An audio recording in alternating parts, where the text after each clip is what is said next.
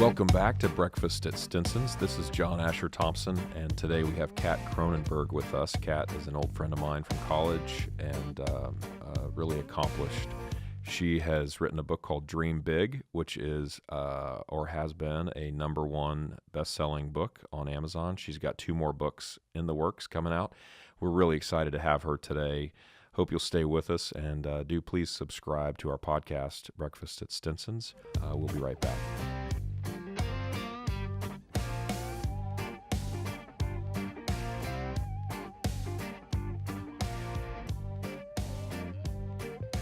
All right. So today we have Kat Kronenberg with us, an old friend of mine, young at heart. Welcome. Thank you. I'm thrilled to be here. Thrilled to see you. Yeah. So she, circle. Big sister in fraternity, but not my big sister, but I wish, yeah. Big sister in my heart. There you go. There you go. So we were just talking before we got online. I was so fascinated to see that you're an author. Yes. That's so cool. Yes. How long have you been doing that? Well, so my book launched January 2017. I can kind of go in the whole story. It was not something I grew up, not a childhood ambition of mine. But it's probably 12 years ago now, I was at a symphony with my husband. And literally, only symphony I've ever been to, but was closing my eyes, taking in the music. And I don't know if you'd say God, divine inspiration, but it was like something literally whacked me over the head that I was meant to write a book about the power of a smile to help us all live our best life. Wow. So that set me, I have to say, so the first couple of years I ran was like, what? I don't know anything about writing books. Why me? But so was it like the idea itself just out of the blue, had nothing, no correlation? Was there something in the music? Was there a friend you saw? Was there anything that you can, or was it just truly like an epiphany that came out of seemingly nowhere? Yeah. I mean, I would say seemingly nowhere. Huh. I think just that moment that just it's so inspirational to be in a symphony or just to have talent just fill a room to that extent. Here in Austin? It was here in Austin. Okay. And like at Bass Concert Hall? Yes, Bass Concert Hall. Love that place. Yeah. It was just amazing. And I guess it maybe found me then because just the power of that whole room is just contagious to whatever you're looking for. And I was looking for a way to turn a lot of my life experiences into something meaningful. So I think that in line with the symphony. Yeah. The two found each other. I don't know. Yeah. Are you a classical music person? No. We just were given tickets, and we're like, let's go. Might as well. Yeah, I need to start going regularly. My grandfather formed the symphony in Lubbock, Texas. I didn't know He was a drummer, and so, but I'm not really a classical music guy. What I'll say though is the older I get, the more I appreciate it. So I'm very, I just get a sampling. Like I'll do the 50 greatest. What I found is like I remember in 4th grade. Beethoven. I had a friend named Nathan. He loved Beethoven. He could play the violin. He could play these string instruments. And, typical like 4th grade idiots, we were like, why would you have any interest in that? And here I am like all these years later, and I'm listening to Beethoven, having no idea all of the amazing music. And when you hear the music that's out there, it's just, to me, it's amazing when you think about how they all work together and what kind of mind creates that. Yeah. I'm also fascinated by how it's tied to math. Just the rhythm, even for children. Well, the people who are really good at this kind of music usually have very powerful, mathematically inclined minds. I don't know. It's interesting. It is. Well, so real quick, we'll put the name of the book out, which is Dream Big. Yes, sir. Do you have another one? Do you have another one out? It's really actually a trilogy. So it starts with Dream Big, and they're all kind Poor Baboon. That's all I can say. Poor Baboon. So you've read it. That's I did. Cute. I read it. Yeah. I love that. Yeah. Never gets old to have people follow and do your books with you. So they're mythological fables. They're a trilogy, and it's Dream Big, Love Big, Think Big. And they're all kind of based in the wilds of East Africa. When the savannas were new. Yes. I like that. Yeah. And the animals discover a powerful secret. Yeah. So what can I ask? Can we talk about it? No, it's the shh in the book. Oh, right. Got it. Well, I was wondering, so that's the star is where the caterpillar learned to fly. Yes. So they're all kind of, to me, I can go down like 5 different roads from here, but they're mythological fables. Like, how did that first caterpillar turn into a butterfly? How did that first tadpole turn into a frog? All these fascinating animals. If you really study animals, how did they come to be? So it's kind of a play to give families, classrooms, a reason to want to dream big, to love big, to think big, to kind of use their progression from going to a caterpillar to a butterfly. Like, how in the world did that first caterpillar really even think to want to fly, more or less actually fly? So but I guess you stay away from evolutionary biology versus creationism. Well, you stay far away from that. Well, you can go on my website, and there's all kinds of animal facts. Because, because you want it to be a whole encompassing experience where they're not just reading a sweet little happy book, but that they can kind of find all kinds of layers. Learn stuff. Learn layers of different dynamic, from emotional to animal to everything. So let's kind of circle and come back to the book. Perfect.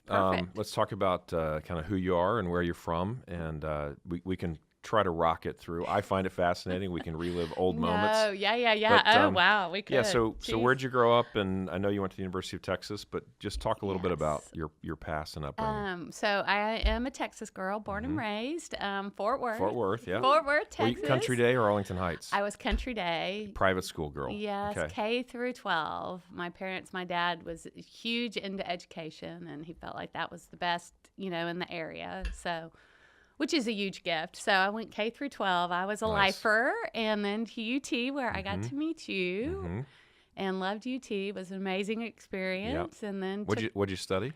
I actually studied business, but in the fashion. I forget even now. It's been so long what the actual label, but my roommate was design, and I was the business end of the fashion. Got it. It wasn't liberal arts. I don't remember the actual, but it was business, but it wasn't through. So you were over at the UTC or what was that building? Were all your classes over there by the PCL? Yes, exactly. 21st off Guadalupe that way. Exactly. Yeah. Gosh. Hey, right on the way to the football stadium. Yes, exactly. Okay. Yes. So you studied, and then you got out, and what'd you do? So then from there, it's kind of, my life has been far from conventional. I have lots of different road turns, but gosh, where to go from there? Well, I'll tell you what. I'll give you a little just segue while you're thinking. Perfect. Remember Marty Bowen? Yes. So Marty was on here. Yes, I listened to it. Oh, you did? He Okay, was cool. fantastic. He was. Fort Worth boy. Fort You Worth gotta boy. love I know. that. Well, and I saw with the USC game recently, we saw a lot of the Fort Worth folks around. So they're still around. Very proud. If Fort gets in your blood, man, it's That's like right. you bleed orange too if you've been to Texas. That's right. My Arlington son Heights, just yep. transferred to UT from Boulder, and it's been so fun to have him here. I'm like, now you're going to bleed orange forever. Well, so we'll get into the family. So after college, I went off to to Colorado, and I did youth ministry. So I kind of, as a child, my brother passed away when I was 15. He died in his sleep. Perfectly healthy, died of an arrhythmia. So my life kind of changed on a dime. How old were you? I was 15. Okay. He was 18. So I was a freshman in high school, perfectly healthy, was getting up to go skiing with Young Life, with Arlington Heights Young Life that morning, and just never woke up. Oh, my gosh. So that kind of sent me, my whole life has kind of been a quest since then of that's kind of why the symphony, why I think Dream Big found me. Like, what is the meaning of life? Why? What do you do with it? How do you get to the other side? I would say the other kind of theme in my life besides non-conventional is bridges. How do you bridge that gap? And so when I was in college, I went through a random deal. All my roommates and people I met were so dynamic and so wonderful and so loving, and figured out it had something to do with God, and didn't really have much background with that. And so to make a long story short, I got into youth ministry because somebody took me through a book called The Four Spiritual Laws, where there was a chasm. Who wrote that? I think it's through Campus Crusades. Okay. But the whole point of is there was just this huge divide. You're on one side, God's on the other. And then all of a sudden there's this bridge, and it was a cross, and it was Christ. But for me, it was the first time, like high school, I did everything. I tried everything. I was little miss this, little miss that, but it didn't fill that void. And there was something about that bridge, that cross for me, that filled that void. It was like, it was almost like the symphony experience where something whacked me over the head. Like, this is where I can find meaning. So when I graduated college, I jumped in full force to youth ministry to kind of figure out what that means. I didn't grow up in a church or in any of that kind of world. You didn't grow up going to church? Not even kind of. Interesting. Really had no, who's Christ? Well, just any sense of God under any hat, any label. Yeah. So got very involved in it. Did you go to Denver, so that's what Colorado took me Springs, to Denver. Denver, yeah. okay. I worked at a church, and it was kind of a parachurch ministry, but it was the youth ministry at a church, which is different. So it was Kanakuk camps. Okay. They have K-Life, so it's very similar to Young Life, where it's a parachurch ministry, but in Denver, it was also a very specific church youth ministry, so they married. And did you find what you were looking for? Absolutely. I mean, getting to connect with people in that, but it was a very dichotomous experience. On one hand, to connect with a kid on that level, or just What even age my were peer they? groups. I focused mostly on middle school. Okay. But to give a Those child are easy that, years, middle school years, right? Yeah, I mean, really not awkward. No. Yeah. So to connect with the kids was phenomenal. Yeah. Some of this stuff, and people, I'm very impressionable or very open. They would try to, tell me how to do things or how God worked or how God is. And that part was, or just numbers and making it a business. And some of that, it just was kind of like dog head tilt. You're kind of like, wait, this isn't 2 + 2 = 4. This is not, I don't think, kind of what it's all about. So it was very inspiring, but it also led me down a lot of roads to just see what else is out there and how people come in a way and bring it in a way that lets you be you and let you have your whole history to the table and define God on your terms, and not put them in a box. So that was, so how many years did you spend out there? Gosh. I'm terrible at numbers and dates and age. I could tell. I'll make up an ballpark. age. Probably 4 or 5 years. Okay. All right. Yeah. And so what between maybe high school, college, and then this experience, one of the things we talk about here is how different people define success. And so one of the things we circle back on is how did you define it then versus how you define it today? And before you have kids, I mean, I can speak for myself in saying, to me, that was just completely transformative. But what was that like? So you weren't raised in the church. Yes. Talk about you became a Christian, I guess, at some point in college. Yes. Okay, so let's go ahead and just kind of jump through. Here you are, all these years later. Do you feel like your understanding of success, or like how you wanted to live your life, even though you didn't know exactly where it was going to go? How has that changed from the time you were out of college and going to Denver to figure it out? No, that's a great question that kind of segues. So for me, kind of after my brother died, I defined success on worldly standards. Little Miss Cheerleader, student council president, great grades, did all the worldly success standards, but the void was still there. What do you mean void? Just that it didn't satisfy the meaning of life and death, really. That void, when you literally have life change that dramatically, and see someone you love wheeled out in a stretcher with the sheet over your head, and it's not a scene in a movie, you're kind of like, what is it? It creates that void of why, what, how. And so I tried all that because that was the first thing to kind of see. Then I did the God deal, which fills the void, but kind of it's an interesting mix with people involved. And so now kind of with my book and kind of evolved, and as a parent, to me, success is now about love and belonging. Always finding a bridge back to love and belonging. That's in my book, Dream Big, and all my books, each one is a different bridge. And to me, a smile is a U-shaped bridge. So for Dream Big, kind of it's me connecting to my higher powers, which is a wished upon star, and you smile big in who you are and you believe in yourself. It's kind of like a connection to something bigger, supernatural, divine. And then Love Big is you and I share a smile. We've bridged the gap between our hearts. And then Think Big is, you kind of take that long, deep breath and connect your brain to your heart. And you kind of smile big, deep within. So my success is bridging the gap to love and belonging. Yeah. So did you was it a fully formed, not the story itself necessarily, but the philosophy behind it, was it fully formed and it worked itself out in the book, or did you feel like as you wrote these books that it kind of, you start fleshing out what your thinking is on these terms? Yeah, no, that's another great question. It fleshed out for sure. Smile to me, like Viktor Frankl, you know, he's the gentleman who lost his whole family but his sister in the concentration camp, and he comes out in the, you know, the original translation of his book is say yes to life in spite of everything, you know, and then in America it's man's search for meaning.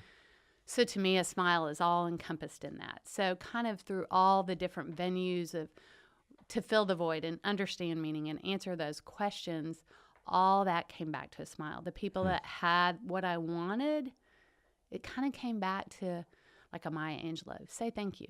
No matter what happens in your life, say thank you. You know, and that's kind of like, you say thank you, you kind of find your whole face changes. Right. Thank you. True. Thank you. A lot of time the function follows the form, right? You have, I actually try to convey that to my kids, or my oldest in particular, but that sometimes your body's going to be telling you not to do something that doesn't want to do it, and you just got to kind of get up and do it, and you'll be surprised because while you're sitting there in bed, you think, there's no way this will make any difference. And then you get up and you do it, you're like, wow, that's amazing. I'm actually feeling better. So, but that goes to this question. By the way, Frankel is one of my favorites, and I love his comment, which I think I shared with you on happiness, which is, you know, we always talk about pursuing it, but it's not something to be pursued. It's something that ensues.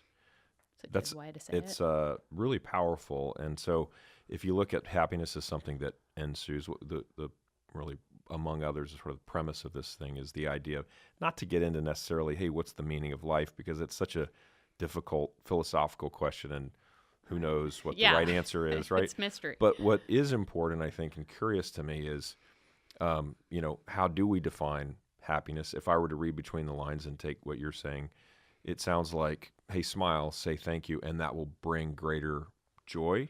It will bring connection to God. It will bring connection with other people, and makes us what, I guess, would be my question for you, with and clearly sense of mortality. For you, what is it that that kind of makes it tick for you? Like, is it happiness? Is it joy? Is it what make life? Yeah, I'm getting real close to what's the meaning. Why are we here? Yeah, but what's the meaning of life? What's the objective? I guess. What's for you? Is it overall is it that objective? connection? I would say bridging the gap to kind of my heart experiences, and you know, looking it in the eye, and for me now, especially going to school visits, being able to look every kid in the eye. I mean, especially like foster home kids, or just I've seen the gamut. If you've got hope. You know, there's a bridge. I promise. There's another side. And that, for me, is kind of where my meaning rests right now at this chapter of my life. I mean, each chapter's had a different one, but with my books, it's so unbelievably exciting, rewarding, fulfilling to make that connection, to see kids light up and go, oh my gosh, I can be a scientist. I had a little girl at the foster home here at Helping Hands look at me with tears in her eyes, you know, an older girl going, you mean I really can be a scientist? I'm like, absolutely. Yes, you know. So are you taking the book and are you reading the book to kids? Yes, that's my favorite part. Wow. Yeah, that's awesome. Yeah, and I've seen the gamut of, you know, different group settings, different ages, and the message is universal, you know, and I'll talk about Walt Disney or different heroes. You know, I kind of talk about, you know, my history of dreams, and then how important, you know, in my quest of having heroes, people to look up to be inspired by. And one of my favorites is Walt Disney, you know, heard over 300 no's to get money to raise money to build the theme parks. Right. And I'll sit there and I'll start going, no. And I'm like, would you keep going? Right. You know, I mean, so that's kind of, you know, so it leaves an open door with these kids to really think bigger, to challenge whatever, you know, even Marty on your deal. He's like, 90% of my day is failure. You know, I thought that was a phenomenal line. Oh, yeah. You know? Yep. Phenomenal. And I'm like, yeah, you know, half my days are successes. Half of them, you know, I'll spend so much energy over here and that doesn't pan out. But watching these kids kind of be able to think, I can do something. And absolutely. Yeah. And So. you just, it's so powerful. And I want to talk about your kids, but since we're talking about the book, talk about the mechanics of, so you had the inspiration. Yes. And then we asked before we got on, like, how'd you find the artist to draw the pictures, and how did you find a publisher, and how did all that go? That's interesting. Yes. I obviously, like I said, I ran from it for the first couple of years because, I mean, my school was very hard. I kind of missed the beauty of books as a kid, didn't really, insatiably read like most writers. So I was kind of like, okay, me in a book, what? So I hung out in bookstores and libraries for a long time. I would go, my kids were really young then, probably preschool, and they're 17 and 20. So they were younger, preschool age for sure, one of them. And just get stacks and stacks of books and read and read and read. So, I always tell people. Were you reading children's books? All picture books. Picture books, okay. Yeah. And then I went through a middle grade phase because I couldn't really decide, write a book about the power of a smile is not very much to go on. Right. So I couldn't figure out, am I supposed to write middle grade picture book? Is he supposed to be a superhero? Is it supposed to be insidious? So I wrote my probably story 1,000 different ways. I mean, a lot. I mean, at first he was cloaked and was a superhero, and then I got involved with all different kind of organizations to kind of get educated from Society of Children's Writers, SCBWI, book writers and illustrators, and Writers League of Texas is a really good resource for people listening that want to write. And just got involved, and the industry's a precarious deal. And so the big houses, for a picture book, I could sell my manuscript, and then I don't have much say. And by the time I got serious about really doing the book, I wanted to be able to pick my artist and have a say. So I went with a smaller publishing house where I had a choice to pick my artist. And my art director found him. So your art director. Okay, so now that begs a couple of questions. So you'd learned that the big publishing houses didn't give you much say. How did you write them letters? How did you even have the discussion with them in those the first different place? organizations? Oh, through the organizations. Yeah, Okay. SCBWI, or I went to everything. Got I it. went to Andrea Brown Literary Agency. They had a big writing deal. I went and tried. Wow. I'm not kind of person that just sits back. I went and all kind of writing workshops, different conferences. They have a big one in New York, LA, and so you get kind of versed of what that world looks like. And the house I went with, I wanted to be able to have a say in the artwork. Had you already, by the time that happened, you had already decided what the story was going to be? It was about 80% ferreted Okay. out. It you had a eluded me manuscript, for a long time, yes. but you didn't have pictures yet. No. So for picture books, unless you're the talent like a Dr. Seuss and can do both, you only submit the words. And then the publisher will put you together with the artist and kind of, see the vision, get the vision, and then marry the two. So is that how it worked for you? Us, yes. So you had submitted this around, and you liked. I didn't submit it around. I had offers with bigger houses, but I chose not to. Wow. And this one, Greenleaf, who I ended up going with, I met like within 3 months of getting whacked over the head.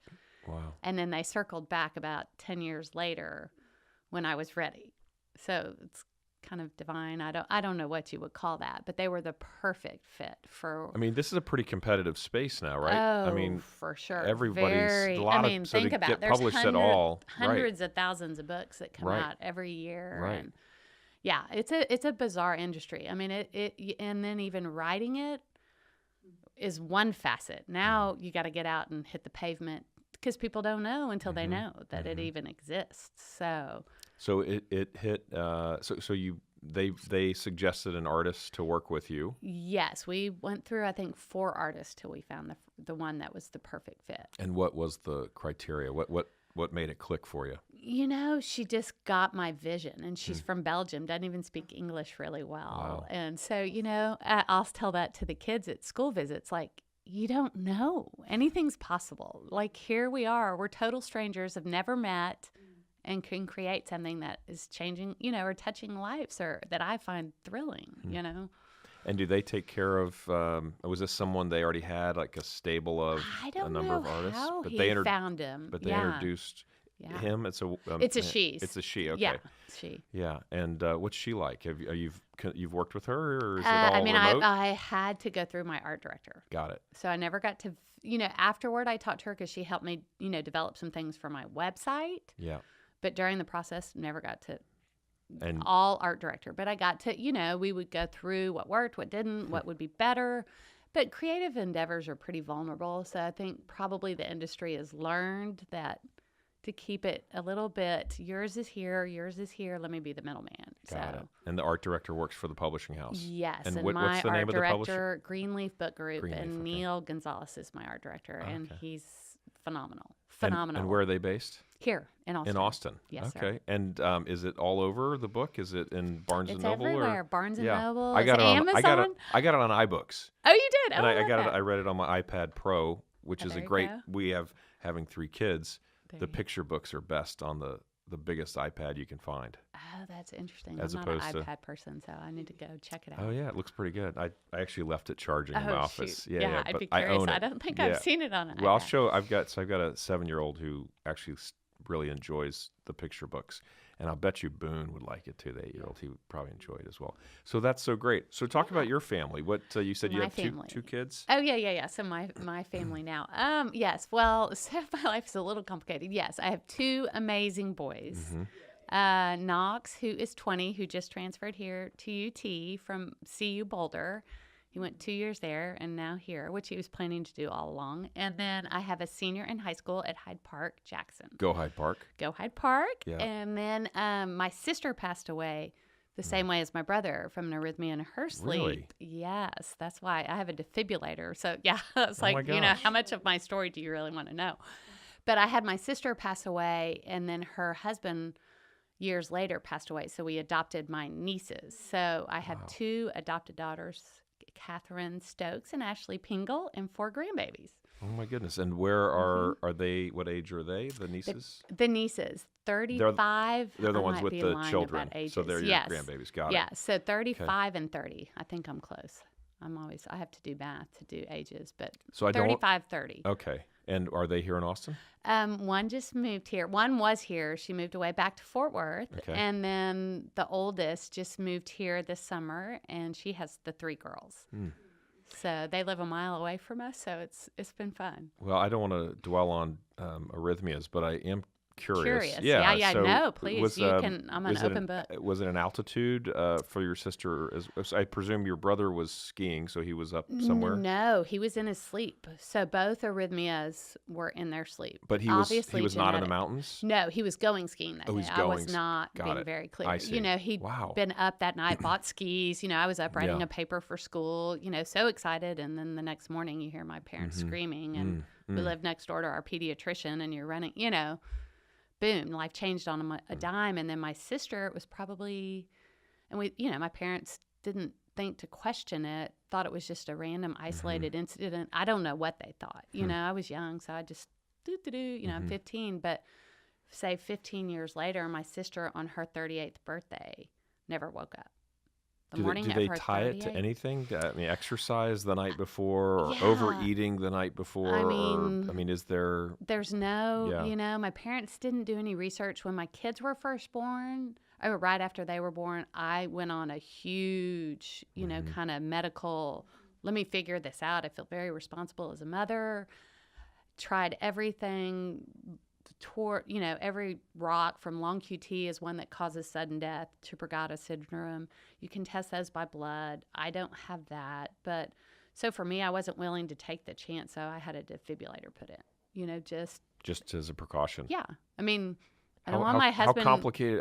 I know this is something No, I should know. ask- How yeah. complicated is that to put one I in? mean, you can kind of see it looks funky. But they come it in looks right. like a they light. come right in through your chest. Yeah, it looks kind of like somebody put a lighter under my skin, and luckily for me, I didn't have to go under the muscle, so it sits on top, so it's, it just looks funky, like people can notice, and I dress kind of around it, but it, really wasn't that bad. I mean, it was less life altering than some of the drugs they tried to control my heart rhythm with. Those were more life altering than a defibrillator, I would say. So what does a defibrillator do, really? So, I mean, like, I if know my, the generic you know, answer. say if I were my sister and my heart went out of rhythm, you know, you can faint is, you know, kind of one of the symptoms, have seizures or die, you know, or kind of the deal. But if mine went out of rhythm, this would kick in and Get it going. make it work. Yeah. Just keep it in rhythm. Yeah. Interesting.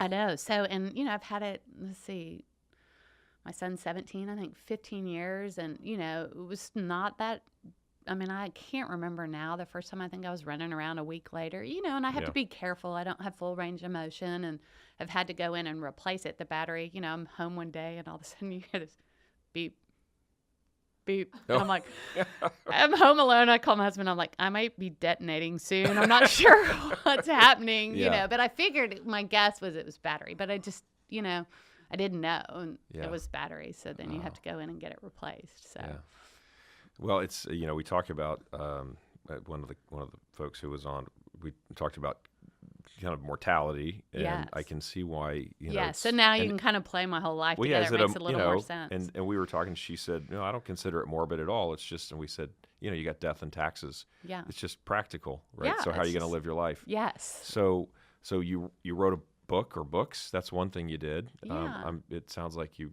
play that. I mean, you've taken in and taken care of family. Obviously, you've got your kids. Are there other things that you would identify in your life that sort of reflect just little things, the way you live? Obviously, a smile. And by the way, I want to say that Catherine, I would call you Catherine, but Kat. Yes. One of the happiest people that I've known. I mean, you're always very cheerful. I remember that from college. You're always very talkative and cheerful, and I think that does have, people underestimate, I think, the profound impact it has on other people's lives. Just smiling at them, right? You never know what they're going through. Just being recognized, being seen, being addressed. So Absolutely. Sounds like you're still going strong on that front. Are there other things in your life that you can think of that reflect maybe your ethos or your philosophy? Or interesting. Up early. We talked about sleep habits. How are you? We could talk about these kinds all of things. kinds of things. Do you wake up happy every day? I would say I've had Becca pockets does every day. where, you know, that's a great question. I'd like to say I did for a phase. You know, I go through phases. I'm not a great sleeper, obviously. Really, through college, I wasn't, you know, like after my brother, I didn't connect that, you know, this could happen to me, you know. But once I could connect that it could happen to my kids, I'm not a good sleeper. Mm-hmm. And so then you kind of wake up. So I'm a coffee girl. So I'm very excited about Stinson's. So I'm a coffee girl, but yeah, I mean, I choose happiness, I would say. I'm very, that's why Think Big is one of my books, you know. Yeah. You go down that rabbit trail of a negative thought, it just doesn't serve you in any way. So that's where, you know, the Maya Angelou thank you comes in as a big one for me, taking captive thoughts. I would like to say meditation. I went to Chopra stuff, like, you know, I've tried a little bit of everything. But I'm more a moving meditator than a sit. I tried, you know, sitting really still and that wasn't. So I'm a moving meditator. You got a rack on top of your car. Is that for a bike? Yes, or? I'm very active. Okay. Yeah, I love activity. That's kind of my sacred space of just kind of where I get back to center. And what do you like to do? Anything. Anything, okay. Yeah, you name it. I go through phases. Snow skiing is my favorite, but I live in the wrong state for that. So. A lot of nonstop flights to Denver, though. That works. Oh, no, I think that's why my poor kid went to Boulder, because I just, you know, every year they're on the mountain whether they want to or not. Luckily, they love it. So are you up at a regular hour every morning? 6:30 in the morning, got to do it? Or no, not since I've been a creator. I kind of, morning's my best brain time. Like as a creator, I'm very careful with my morning to keep it, you know, when I'm not doing school visits or, you know, on the road with the book. My morning is my creating time. And I start kind of, you know, by getting kind of centered or quiet or prayerful, meditation, a little bit of everything. And gratitudes are a big one for me. And do you work late? Do you stay up late? Yeah, you know, not real late. Yeah, I'm a little bit all over the map when I go to bed. Yeah. So you like the morning time, but if you stay up till 2, do you still, are you up? sounds kind of funny, but I've been obsessed with sleep for a long time because Oh, I you used to. have. Well, I used to not be a good sleeper at all. So I yeah, respect that now. well, Yeah. well, and I mean, I just mine were for much more superficial reasons. I just didn't sleep well. I was thinking about the day or what conversation. I don't even know what. Yeah. But funny, kids solve that problem. Ironically, right? Oh, yeah. Isn't that crazy? We're the just the sheer yin and the exhaustion. yang. Yeah. It was just exhaustion, right? It was plenty of worries, and I will say plenty of sleepless nights. Yeah. We spent a lot of time. We're going to be talking to someone who is very involved with. I don't know if it's a ministry or what you'd call it, but through the NICU. I've had 2 of my 3 boys were in the I didn't NICU, know so that. a lot of Wow. lost sleep over that Oh, and wow. other things. But yeah, but for the most part, it's like now I hit the bed and boom, I'm out. And the only difference in the Oh, old days, wow. I would have a hard time going to sleep. And now I have no problem going to sleep. Anytime I can go to sleep. But I wake up and then I have a hard time going back to That's sleep. my issue. I Yeah. fall asleep on a dime, but then if Yeah. I have to get up to go to the bathroom or someone wakes me up, I'm up for a couple hours and I'll do podcasts, listen to podcasts or Oh, good. YouTubes or Do you TED is there a Talks number or- is there a certain number of hours you feel like is optimum for you? at least 6, ideally 8. Ideally 8, yeah. Yeah. Yeah. I do Tough better with tough to more get. sleep. Do you nap if you only get Never. You never, okay. No. You just got to go. Yeah. Yeah. Once I'm up, I'm gone. Right. I don't, no, there's no lounging during a day for Yeah. me. All right. Then I don't think I would sleep if I did nap or lounged. Because I do. I'm like you. I hit the pillow and I'm out. Out, yeah. Yeah. Yeah. Which I love. So one of the things that we've talked about a little bit is these like audible.com, since we're plugging everybody else, like Yeah. Amazon, Apple, Audible, I and sleep. I'm gonna just throw this in. I actually listen to books at night. It helps me, like if I don't need it to go to sleep, but I love it in the middle of the night. If I wake up at 3, I'll put one of these books on Audible and I'm out. Oh, that's and what's brilliant. And anyway, it's pretty funny because sometimes my wife can hear the thing going, and I forget which one. I think I did one recently. It started off okay, but it was like it was either like the Odyssey or the Iliad, and it was a bad call because there's like battles and screams and like drama. it was horrible. So I could never sleep. So I found another one that I like. But back to you. On Audible, are you looking into Well, I that? need to, yes, Yeah. per this conversation. Absolutely, because And- my book is definitely meant to be a read aloud. So Okay, it would be so- fun for families to have it alongside of reading it or All right, well, with so I it. need some help here because I'm going to try to read it aloud to my sons, Okay. but I don't know how to make the baboon sound. Oh, the baboon sneer. Yeah. Oh my gosh, we do that again. The best is when you're We at are a now school. charging for this podcast. The best is you get a classroom of 500 kids when I Yeah, go to, and and, they all I have do a it? whole yeah. gymnasium, and they hold up a little baboon mask, and That's the so whole funny. place goes crazy with the, and they have the little mask over their face, and it's Yeah. classic. You can't help but just, see the mood of the baboon from Are there- crazy to happy. Are there other sound effects? that- The whoosh wham is another great How does that school one go? visit one because it's kind of the whoosh upon star whooshing down and wham, lighting the stardust in her heart. We're all made of stardust is Yeah. another play in the book. So you go whoosh, wham, and you kind of put your hands up like a superhero Yeah. and then bring them down to your Oh, heart. nice. And yeah, so when kids do read aloud or family or classrooms, you Yeah. do the whoosh wham and feel the stardust light in your heart and get that little extra strength Oh, and that's courage you awesome. need to go after your dreams. I love that. Yeah. Maybe we'll yeah. get you over. You just read it. Yeah, Okay. I know. I do need to do that. That's great. I do. I need to do Audible. That's a good Oh call. yeah, definitely. Yeah. So what do you, if you look down the road the next 5 to 10 years, Mm-hmm. what do you think of in terms of what you like to accomplish or achieve or, success? What in your mind, it's an interesting arc in your life, but here you are. Yeah. 5, 10 yeah. years further down the road, you've got a couple kids now out of college on the backside. What would you like to be doing? What would you consider successful for yourself in your life at that point? I would say everything through the next 5 years is books. Yeah. Books. More or books. just seeing them really take hold, like just seeing schools, use them in their curriculum. I mean, kids do stuff on the website from the dream board. Some of my school visits, I'll show up and the whole school will be covered in dream boards where kids, sit down and envision their dreams, start to believe it, so they can start moving towards achieving it, so to walk into different environments and see that. So for all 3 books, the first book did amazing. Amazon #1 new release bestseller, won some Wow. awards. So, just that each book would resonate and, there's a whole middle grade series or chapter book series. I wouldn't call it middle grade in my brain. That's kind of more like a Diary of a Wimpy Kid, a little bit of a graphic, twist to it that plays on the baboon. Love to see that. Poor And then baboon. I know, poor moody baboon.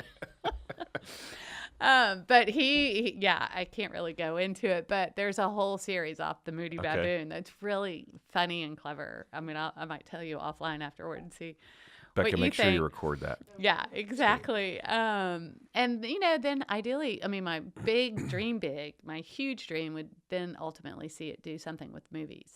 Got it. Yeah. That would be the pinnacle, Do you are you right? You're obviously working on this project. Do you set out goals like I want to do 3 or 4 more books? I want to do 5 more books, or is it more focused on one book at a time and seeing what happens with that and kind of supporting that No, book? that's a great question. So the first book, I waited to start the second one to kind of get out there and just see what the world's like from a marketing standpoint, from just a practical standpoint of how hard do you hit the pavement, what ways do you hit the pavement. So Love Big, my second book, comes out. It'll be in the stores by December. All Perfect major Christmas bookstores. gift. Yes. Okay. Amazon, little plug. Love it. Amazon, and it's Love Big, and it's beautiful. It's precious. A dung beetle's the hero, which if you study African animals, they live in poop. So it's, All right. Sacred and profane, one of my favorite topics. Yeah. So, and it's, it's a real fun play that Yeah. a dung beetle can ultimately be the hero, And happy. And happy, Yes. yes. No matter what people say. Yes, dung beetles they can are be happy. happy. Yes. Yeah. So dung beetles, but then now from there I have goals. And Think Big should come out. You see, 2019 is Love Big's date. 2020 will be Think Big, and then it'll be a coloring book, Live Big. Where they all kind of come together, and then I'll go to the middle grade or the chapter book series from there. So you got your work cut out for you. Yeah. That's Careful what exciting. you wish for. No, Yeah. no, I love it though. It's fun to create a world that was not there before. I have so much respect for people that create and, do stuff like this podcast. Life is meant to be lived. And Were you a it's planner? thrilling. Yeah, I know you said you weren't planning to be an author, but did you have a plan for your life? Like coming out of college, I'm going to look, Marty has, different plans. If I'm not doing this in a year, I'm going to try something else. Or do you have a 5-year plan or a 10-year plan? With the book now, yes. Before, no. Life kind of always found me. Youth ministry kind of found me. Like it just, it found me really. It wasn't like I graduated college, I'm going to go be a youth minister. The people found me, sought me out. So life is kind of, for the most part, career-wise, found me. But this found me and has taken charge. So I'll have to goal set. And, to be able to get to the ultimate pinnacle, I'm going to have to really think through and keep moving forward. What do you write on? You use longhand? You write on a computer?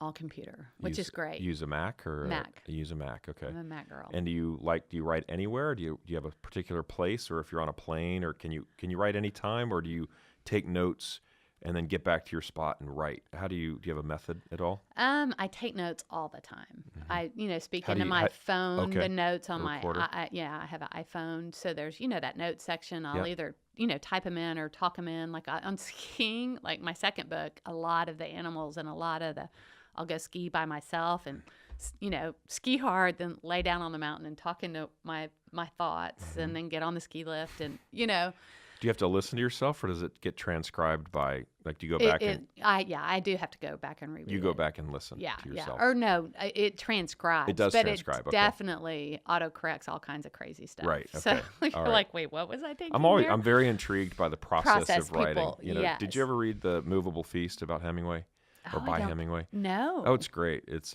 if you're, it's different kind of writing, but Yeah. but I've always been interested in how people do it, and he gets into a lot of detail about how he did it, and I should read that. Oh yeah, it's great. Movable Feast. It's awesome. Huh. Yeah. So anyway, but he talked about how, he would have a certain kind of pencil, and he had a piece of paper, and he would sit in the cafes, and he would, a lot of his stories, they would reflect what was going on in the cafe that day, right? Or something that he thought about. But then he'd go back and, type it up and Put it on paper. Yeah. I haven't read it in a long time, but they're that's my recollection. Yeah. So that's kind of similar. I mean, I'll have my notes that are sporadic, but I've learned to put them all on my phone. Yeah. So it's all in one place because your phone's almost with you all the time. And then when I actually try to bring it all together, usually in my office at my house, just. So if you're skiing and you have this epiphany and you're like, oh my gosh, great notes, and you come back and they're like, honey, it's time to go. We're gonna go eat. And you're like, nope, I'm writing tonight. It's morning for me, so I'll Okay. wake up earlier. You're like- Nighttime, my brain doesn't. I mean, I can. I edit Yeah. at night, Yeah. or pick it apart, or do research on the animals. Did that really fit? Because it's got to be true. Librarians are very smart. You want to write for the librarian in mind. So yeah, then at night, that's kind of when, or later in the day, that's that kind of detail. But the creating part is all morning for me. What are your favorite in the picture books or not? What are your favorite authors? I love that. That's always such a good. I mean, of course, Dr. Seuss, Silverstein. Modern day, like a Todd Parr. I do. Most of the ones I love are the artist and the illustrator are one. That's why I really, for me, having read thousands of picture books, my favorite is when you can kind of tell they had a connection, the artist and the author. That Have you thought about either they're the taking same person. lessons to draw? or- You wouldn't even want my stick figure. Yeah. No, that's how I am. I can't draw. I did. When you write a picture book, you want a storyboard, to kind of see if the rhythm's good. So I would try to draw out my own storyboards. It was painful. I mean, I couldn't even fake a bird. Like you didn't even know it was a bird. So Yeah, then like, my kid did that. That was on me. Yeah, yeah. Right. Oh, yeah. I'll Yeah. show kids this, like when I do middle grade, right? Go to schools, I'll show them all the different variants of, long manuscripts, short manuscripts, storyboards. And, then I had a friend that's actually an artist draw a storyboard for me to see if it worked. And, so. Yeah, storyboards are, I'm surprised that somebody's not come out with a market for just storyboards. I guess that's kind of like what graphic novels are in a sense, right? Oh, Just that is. Yeah. Yeah. But they are, when they're done well, they're very fun. They are. Yeah, They're very cool. because it kind of leaves a little more to the imagination. Yeah. Do you write Microsoft Word or Pages or what? Pages. Do you? Yeah. So I'm gonna ask a very ridiculously in the weeds type question. Why do you like Pages over Word? On my laptop, I never got Word put on it. My big computer, I have Word on there. Okay. So most of the editors I work with, I have to export it to Word afterwards. So it really would be easier for me to use Word because I think most people kind of use that format, or most of the editors I work with do. So you've given a plug for Amazon and a plug now for Apple. Maybe they can bridge together. Yeah, and there you go. just get along. Yeah, exactly. Anyway, well, thanks so much for coming on. It was really great to have you. I can't believe we're already done. That I know. went so We fast. blew through it. I'm kind of Love sad. it. Well, we're gonna be looking out for your next book in love it. December. Yes. Yeah, and I'll take the iPad home and we'll all read it tonight. Oh, good. together. Well, I have a book for you, for your family as a gift. Awesome. Well, Yes. thanks. So, well, thanks again. It's so great to see you, and I see you knocking around Austin. But hopefully we see you. I guess we see you at Maudie's. I've seen you at Maudie's a time or two. We'll see you at Stinson's. Good. Come on Yeah. by. All right. Well, thanks, Kat. Good to see you. Great to see Thank you. Bye.